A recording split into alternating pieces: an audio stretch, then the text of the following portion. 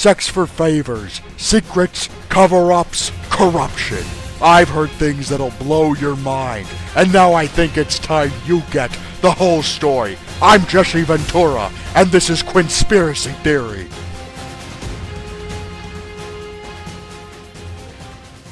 It has now been 2 weeks since the Zoe Post blog first went up online, and in the span of 14 days, a lot of things have happened. One of the most striking of which would be the pushback on the part of gamers. It is a pushback against a corrupt gaming press, and believe me when I say they are corrupt, that is exactly what they are. When this first started coming to light, they originally tried silence. They simply sought to ignore it, and hoped that it went away. But it didn't. When that failed, they moved on to censorship. Censorship which we can show, which evidence exists of, and yet that did not work. It just spread it even further, thanks to the Streisand effect. When censorship failed, they moved on to what they're doing now, which is mockery and attacking. And it will fail just like the past two attempts did. What they are not taking into account is people have had enough. And a prime example of that is the fact that we're even still talking about this. That we are on day 14 with a fucking hashtag Gamergate. That we are on day 14 with people in the movie industry, the television industry, the fucking music industry commenting on this. We are on day 14 where websites have some of the largest threads in their fucking history dedicated to this very thing. It is not going away, it is not diminishing, and it is not dying. And that speaks volumes to what is happening, because the internet is a place where things happen in quick succession. You are lucky if you can keep the internet's attention for a day, let alone 2 entire weeks. And yet, still, the gaming media, the gaming press, these supposed so-called journalists, are trying to act as if there's nothing here, that there's no corruption, that nothing needs to be addressed, or that anything that has been addressed as a result of the sustained pressure is not a big deal. That it's really not as big as you think. There's no conspiracy, there's no collusion. You're all just deluding yourselves and thinking that things are taking place and they're not really happening. But we, the game journalists, we have your best interest in mind, so just shut the fuck up and we'll tell you what to think. Now, it's been hard to keep track of all this because so much shit has come to light. So many different pieces of evidence and links and connections between different individuals because, I'll say this right out front, I think perhaps the biggest fault, outside of the blatant fucking corruption, would be the arrogance of these people. The gaming journalists that exist are some of the most smug, arrogant fucking people you will ever meet. But that works to our benefit. They think they can't be held accountable. They think that their faults and failures don't need to be addressed, and they are arrogant and defiant in their behavior. And because of that, they have dragged their asses across social media to such an extent that massive amounts of connections and evidence just sits there. Now, because of the scope of things that have taken place, I want to scale it back. I want to ask a simple question. Before all of this happened, who would you have listed if I'd said, name me a reputable game journalist or a website that you trust? Well, I think most people would have answered Forbes, and I think most people would have said Eric Kane. He's somebody who people looked up to. He's somebody that we held as an example of somebody who we thought had our best interest in mind, even if we disagreed with him, because we had seen his ethical standards and practice. Now, Forbes, and the people I'm going to be talking about, have not in any way been connected to any of this. None of their names have been brought up. None of them have ever been shown to have been in collusion with anybody else. It's just a site with 2 guys talking about this. But I think it speaks to an issue of the disconnect between them and us, between the gaming media and the actual consumer. Now, the first article we're going to look at is by Paul Tassi. It's called The Truth About Video Game Journalism, and it was published on August 22nd, so roughly a week from when the blog post first went up. Now, in his article, he mentions that there's a scandal going on, but he's not going to mention anybody by name. He then further goes on to explain that this isn't really an issue, that games journalism is fairly mundane, that they're not going to jump on a dog pile to slander an innocent woman, and that he feels uncomfortable calling himself a gamer now because of the toxic mentality of these people, of gamers that are curious about this, that want this to be addressed, because the bias is on our part and not the gaming press's part. It's our fault, not theirs. And while this article tries to come off as neutral and objective, it's quite clear it's not.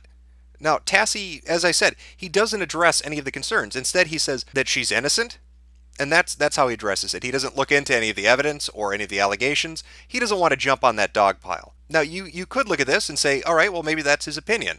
But then look what he writes on Twitter directly after publishing this. This is from August 23rd, from Paul Tassi on his Twitter account. All this, but doesn't this raise questions talk reminds me of people being mad at the media for failing to prove Obama is a Muslim. If I had to guess, I'd say there's some overlap in those crowds. Now, that's ironic coming from Paul Tassi because in his article he states, ideally, we'd like to do so without being insulted. He doesn't want to be insulted as a gaming journalist. He's just trying to do his job. Even though he's going to spin a narrative that anybody questioning this is toxic, and that the woman in question, who he won't name, is innocent and being dogpiled on by horrible individuals. Apparently those that think Obama is a Muslim. So it really throws the objective nature of his article out the fucking window. That's not really journalism. There's no investigation taking place. You're not addressing anything. You're just putting up a smokescreen. It's an article that doesn't talk about anything. But it's not Paul Tassi we're interested in, is it? It's Eric Kane. That's the guy we look to. That's the guy that's held up as the example, as the fucking example of what game journalism should be. He's the guy we trust.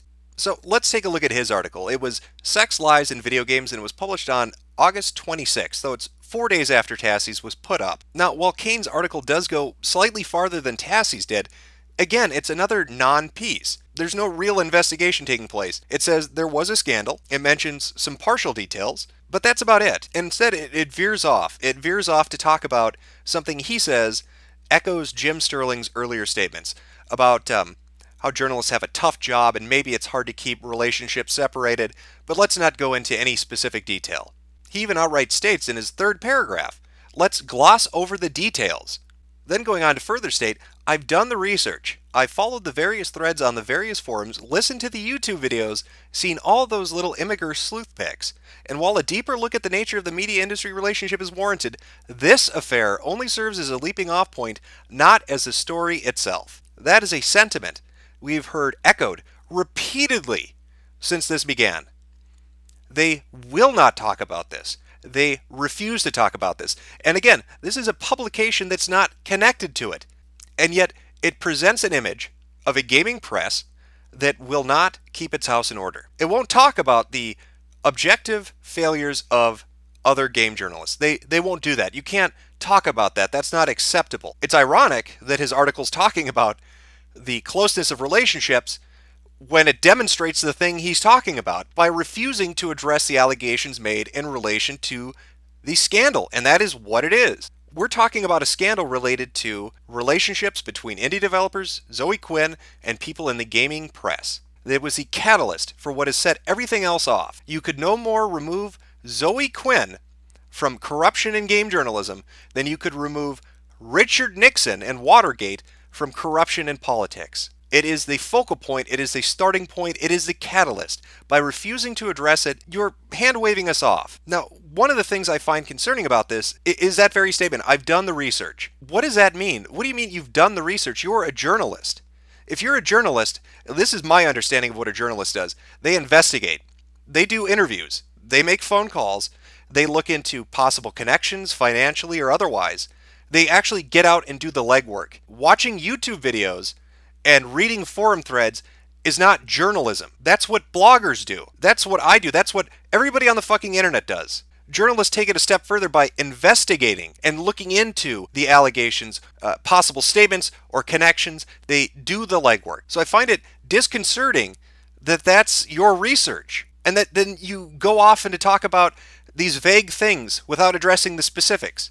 Again, just like Tassi did. Now, later on in the article, you state, under this whole social justice warrior thing is a mess, just a complete mess. A fairly substantial set of gamers is absolutely obsessed with the so-called SJW, the White Knights of Games Media. And you talk about how you don't really understand that. You don't understand what an SJW is, and you're questioning, are you one? Because you believe in ideas of equality. Now, I find this supremely fucking funny because of something Eric Kane posted on his Twitter. This is from August 28th. I'm saying Divinity Original Sin is best game of the summer. What's yours?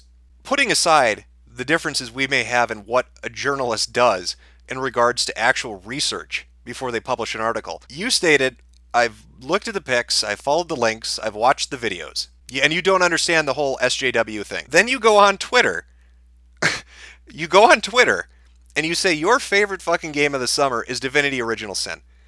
Here's a fun fact.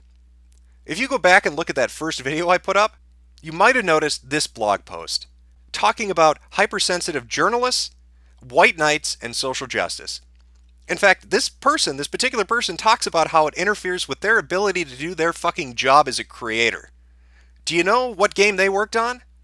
Divinity Original Sin. Your favorite game of the summer. You don't understand social justice warriors. You don't understand how this entire thing that's been going on for 2 weeks is important, and you want to hand wave it off, but you've done the research, you've looked at the videos, and yet the videos, mine and others, cite this as a fucking source, and then you go onto Twitter and talk about this very game when somebody who helped create it is telling you these people are fucking with their career. But that's not newsworthy. Now, if you'd done the legwork, if you had contacted them and maybe set up an interview, you'd have a better fucking idea for what people are talking about when they say agenda pushing, when they talk about social justice warriors, and when they talk about the impact that has on not only the consumer, but the developer of games. It is just frustratingly disappointing that the people who are perceived to be the better of game journalism fall into the same fucking pitfalls of refusing to look into things when people bring them up and circling the fucking wagons because you don't want to fling shit at your other fellow professionals, do you? That's what it feels like. So when you have all these different gaming sites putting media blackouts in place, refusing to talk about shit, and covering each other's backs, why do you think there's a notion of conspiracy? How do you think that makes you look, Eric? How do you think that makes your profession look? Go check out the fucking, hashtag Gamergate. Maybe go do some more research, read some fucking tweets or something. Hell, at this point, I may as well become a contributor at Forbes. Why not fill out an application? Because obviously, the bar has been set really, really low. Why not? Why don't I get a job as a journalist there? And I'll read some fucking tweets and then whip up an article about it. Because that's apparently what research is nowadays. But you might be saying, wait a minute, Jim. You're a giant asshole. There's no way you could be a journalist. Well, I beg to differ. Let's take a look at some of these journalists and what they've been writing recently. Oh, here's one. Somebody asked, what does gamer even mean to you? And the response from somebody who's written articles for Polygon and other sites, shit person who cares way too much about video games. That's great. Good idea to insult the demographic. When I think Polygon from now on, I'm going to think people who think I'm an asshole and don't like people who play video games. Oh, here's another classy game journalist. My Twitter is full of wound-up nerds, proving my point all day. I love that as somebody who plays video games, to have the people who purport and claim to be fans of gaming and who want to write about gaming and work in the industry insult me. That makes me feel all warm and fuzzy inside. Nerds, geeks, shit people. That's a really smart decision, and it doesn't make you all look like a bunch of bullying assholes. They may be saying, but again, Jim, you're a giant dick. That's true, but I'm not going around claiming I'm a fucking journalist, am I? You don't see my name slapped up on Kotaku. I didn't go get a master's degree in journalism, did I? But these people want to play pretend. They want to write on video game websites and pretend to be game journalists, and then go and behave in abhorrent ways. No, maybe they're just a little bit salty because, somebody, don't want to name drop them because they've been really pissy at them lately, tore them a new asshole so fucking large that you could drive a semi-truck through it. And they are very angry about that because it's not somebody they can just push around. It's somebody bigger than they are. They don't like that. They don't like the idea that somebody in a position of power wants to take a shit on them like, they're taking a shit on us. But no, I really do think, I think I'm going to become a game journalist. I'll even come up with my own agenda because agendas are okay now. Maybe you all haven't heard of this yet, but having an agenda and being a journalist are not mutually exclusive things anymore. It's totally okay. Take this article, for example. Announcement readers who feel threatened by equality no longer welcome. Now, maybe you've never heard of this website, but it's apparently big in Australia. As they claim, we've also built one of Australia's most popular gaming news and review sites. And that funny little line under that, most experienced journalists. Well, let's see what kind of statements they make. As long as I am in charge of this ship, I will happily admit to pushing an agenda. Oh, and comments are closed on this article. That's another common theme among all these very brave journalists who like to go on Twitter and mock gamers. They'll immediately block them, and then they'll publish articles mocking them and close the comments because they are such brave professionals who are so open to honest feedback that they run away like cowards. Which makes you wonder, is there any redeemable quality to these people, to their profession, to these websites. Over the past 2 weeks, we've uncovered a treasure trove of things they didn't want to talk about. And throughout the course of it all, they kept telling us there's nothing to discuss, there's nothing to address. Take Polygon, for instance. Here's a statement they released this past week about Patreon support. Patreon, again, is a service that's like a monthly stipend. You're not creating a product, you're just getting paid to exist. That's what Patreon is.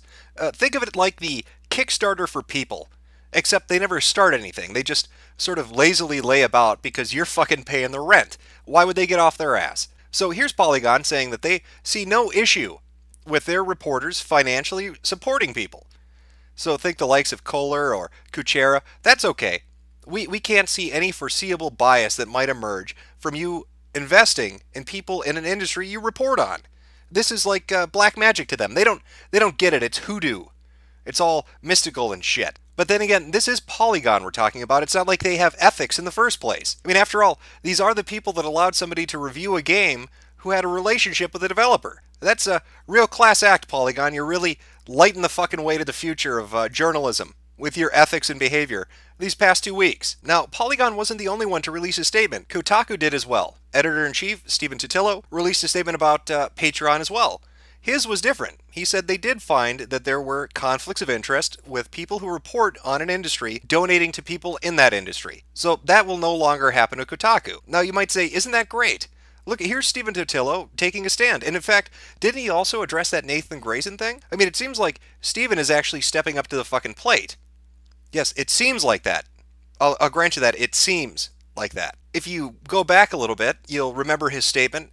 This is a part of it that he put up on Twitter before he had a chance to actually write something for Kotaku itself, talking about Grayson. My standard has long been this. Reporters who are in any way close to the people they might report on should recuse themselves from reporting about those with whom they're close. If they must report about them, disclosure is mandatory. Readers deserve that. Well, that sounds really good.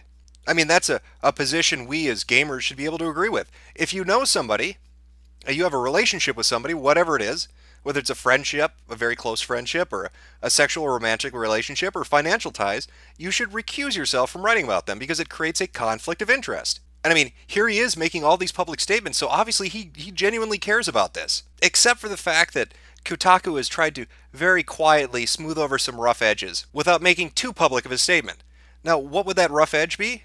Well, none other than Patricia Hernandez. Buckle in for this one, because it's really going to be great. Hopefully Eric Kane's still watching. I really think you should pay attention to this next little bit. It might be educational for him. Now, Patricia Hernandez had a couple of interesting Twitter conversations that got people looking through some things. Here's one she had with Christina Love. Patricia writes, "The neck region is kind of one of the best regions, period." Christina responds, "Gosh, I had no idea you felt that way." To which Patricia responds once more, "How are you supposed to play that off when you've dated me? Ah ha ha ha ha ha." And just who is Christina? Why, she would be a game developer. A game developer Patricia Hernandez wrote about. She did more than just write about her. This isn't a little positive press. She recommended you buy the games and put links into the article directing you to the fucking store page. Oh, but it doesn't end there. No, one conflict of interest, that would just be amateur shit.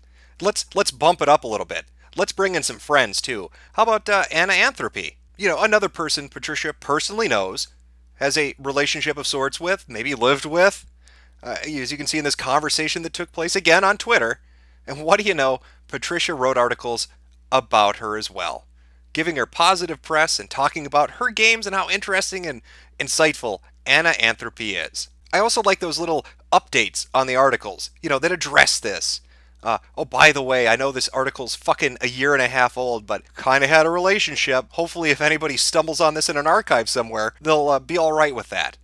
But they sure as shit didn't know at the time, did they, Patricia? So it comes off as slightly fucking disingenuous, Stephen, when you'll make public statements when you're pressured to and address ethical problems when you're pressured to. But when you think you can kind of slip by it, you do something like this. You put a little addendum on there and you don't address it in a upfront fucking public way. Which really begs the fucking question, what is it exactly that's going on here? Is it that Stephen Totilo doesn't know what his reporters are doing? Is he incompetent and oblivious to their ethical violations that are happening seemingly all over the fucking place? Whether it's financially, sexually, relationship-wise, press-wise?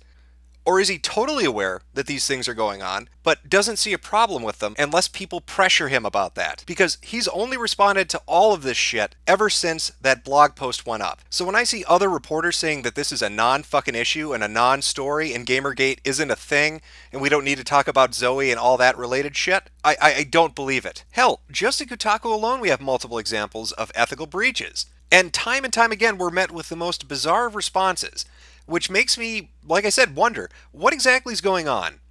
Are you unaware that your reporters are out of fucking control?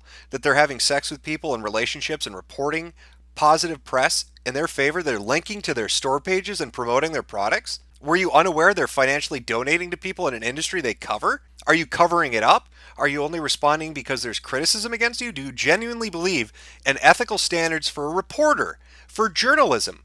What exactly is going on at fucking Kotaku? What is going on at Gawker Media? Now, hopefully Eric Kane did listen to this portion because it leads me to this point. By being sloppy about how you investigate things, this is what comes about. And believe me, Steven has been led down this road. Here's a statement from him 2 years ago in the comments of a Week in Kotaku article. This is regarding Robert Florence and corruption in gaming. Look at what he wrote in response to that. I don't think it's an important story, but that would take actual reporting to find out, and I just don't care enough about the latest supposed media scandal to ask my reporters to look into it. How pervasive is this attitude in your industry?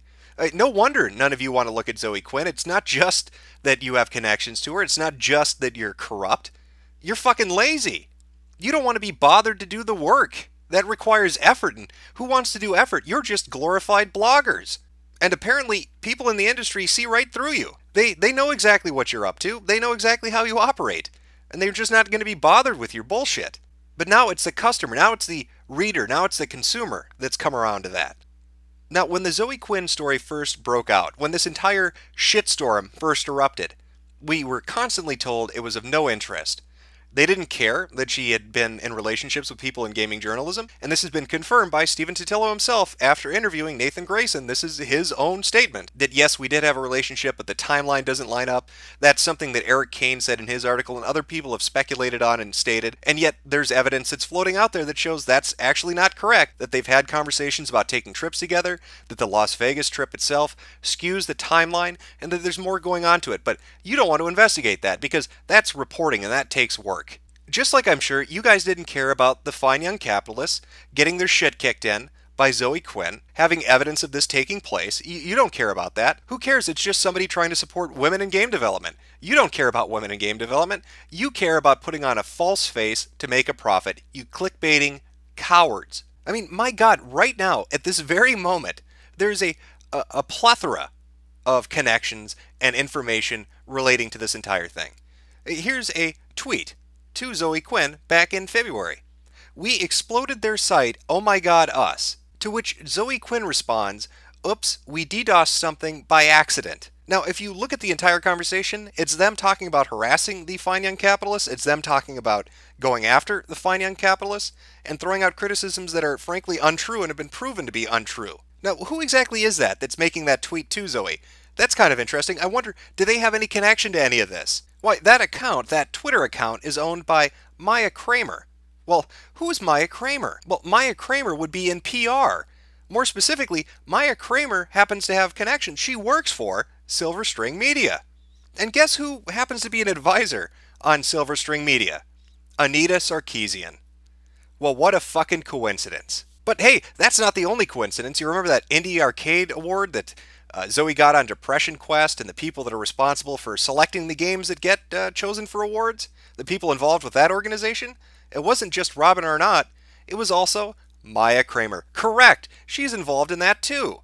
You know, speaking of Anita Sarkeesian, what has she been up to? Well, that's an interesting tweet. Video games, misogyny, and terrorism, a guide to assholes at badassdigest.com.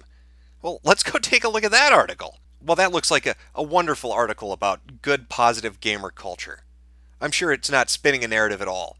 But Badass Digest, why does that sound so familiar? Wait a minute, do I know who's the editor? No, I'm sorry, the badass-in-chief at Badass Digest? Oh, that would be Devin Ferrasi. You know, the guy who doxes women on his Twitter account. Don't worry about it though, Anita. It's not like you're a feminist or anything. And besides, he has excuses. It's just this stupid fucking woman. He doesn't care. He'll put her information out there, doxing women on Twitter, giving them harassment. He's got justifications. Oh, who cares? It's a temporary email account. What's going to happen?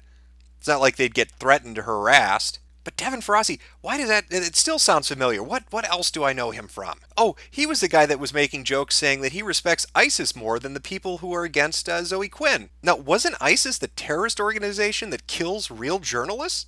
I'm stunned. Why would Anita Sarkeesian, a feminist, be linking to a website run by a man who doxes women and supports terrorism? That's fucking crazy. That's almost as bad as being an advisor at a PR firm that has relations to a person that destroys game jams dedicated to women. Now, Mr. Ferrazzi here likes to compare people that are interested in Gamergate to ISIS, as in saying that we have a jihad against them, that this is some holy crusade. Well, he would be wrong. It's not a jihad, it's not a crusade, it's not even a revolution. It's a reformation. We are walking up to your front fucking door, and we are nailing our edict on it. Because we've seen what you've been doing to the thing we consider holy. You've been shitting it up with your corruption and your close relationships and your financial ties and spinning narratives that basically desecrates the thing we love. And when I say something like spinning narratives, that's exactly what I mean. See, ever since this Gamergate thing broke and people started calling out all these websites on the shady, underhanded shit they've been engaged in, that's been verified by people at these websites, whether they've excused it or admitted to it, we suddenly got this. A barrage that took place between the 28th and the 29th of article after article after article, one after the other, non-fucking stop, all saying the same thing. The gamer identity is dead. Gamers are horrible people. Gamers are terrible. They're misogynistic. They're sexist. We need to get rid of them. Well, excuse me for being a bit fucking incredulous here, but when I see 10 fucking articles all drop on the same day saying the exact same fucking thing, it almost feels like, I don't know, a PR company might be involved. Like these independent journalistic websites aren't really independent at all. Like maybe they're colluding with one another to put forward a narrative, a message, a talking point, or an agenda that they want to shove down the throat of the consumer. It almost seems like a hissy fit, like tantruming children that are upset that they've been dragged into the fucking daylight where they get exposed. And hell, this video has gotten so long, I've talked about so much of this shit at this point, because there's so many fucking examples of it, that I can't even get back to the Max Temkin thing. Yeah, that's right, apparently Zoe Quinn's ex-boyfriend posted more information in relation to Max Temkin's rape apology that he posted online. Apparently, guess who wrote that for him? Zoe Quinn. And why did she write it for him? Because he was going to financially support her game jam, and she didn't want bad PR, so she wanted to craft a message she thought would appeal to people. Are you fucking kidding me with this shit? Does it ever end? Is there a bottom? Have we reached it yet? I can't tell anymore. I want to drop a fucking nickel and listen to how long it takes before it starts bouncing off something. For the past 2 weeks now, we've been repeatedly told that this is a non-story and that nobody's interested, and yet all the information we have says otherwise. Site after site has repeatedly talked about it. Some of the biggest threads that have ever appeared on forums are about this very thing. Websites that are repositories for information have been accessed hundreds of thousands of times, Google searches 500,000 fucking times. It gets bigger and bigger by the day. If you think attacking us and trying to spin this on us is going to work, you are sadly mistaken. And I think perhaps the craziest thing about this all is that somebody needs to get a hold of Jeff Keighley and tell him to say thank you to Kotaku and Polygon and Rock Paper Shotgun and all of the others, because they've made him look good. Guess whose name hasn't been connected to any of this shit? Jeff Keighley. Guess what website hasn't been connected to any of this shit? IGN. He may be the fucking Dorito Pope, but at least he's clean in my eyes. Because after all, popes are celibate. And that's how I know he, sure as shit, ain't one of the 5 guys.